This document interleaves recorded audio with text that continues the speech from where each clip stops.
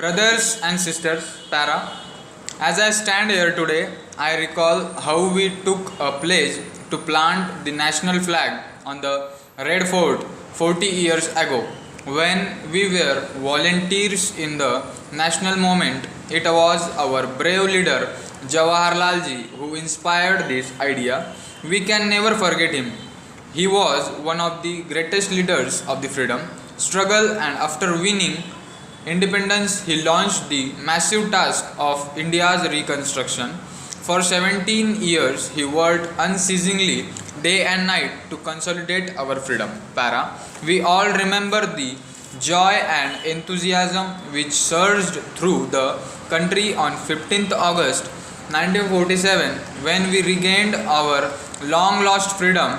For 17 years, you witnessed every year the unforgettable scene of Pandit Jawaharlal Nehru standing at the spot and unfurling the national flag. We cannot forget the dignity and courage with which he led the country.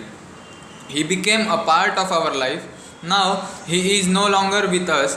His inspiring voice is silent, but he has left us an invaluable heritage which we must preserve. We have to surmount the difficulties that face us and work hard for the happiness and prosperity of our country. Para, the food problem has become very acute during the last month and a half. I can assure you that we are doing our best to meet this situation. We have rushed food grain from surplus states of India and also from the imported stocks.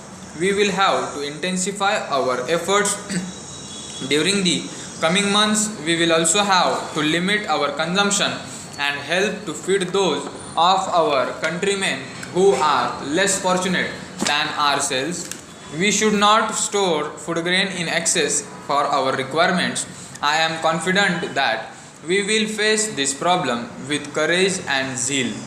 We will have to stop rich feasts during the coming 2 or 3 months. Ministers will not participate in feasts and will not hold any parties. This may not result in much saving of food grains, but it will have a psychological effect and set a good example before the people. Para, the basic question to which have to address ourselves is that of increasing the production of food grains. I do not want to go into the details of the steps we are going to take. Broadly, we want to assure a fair price to producers and procure grain without causing hardship. I am sure we will be able to improve our position considerably within a year or two. Para, I want to ensure that essential commodities are available at fair prices and the common man can get food, clothes and articles of everyday use at a fair prices. Every shop must write price list and this will have to be observed. We want peace at home and abroad.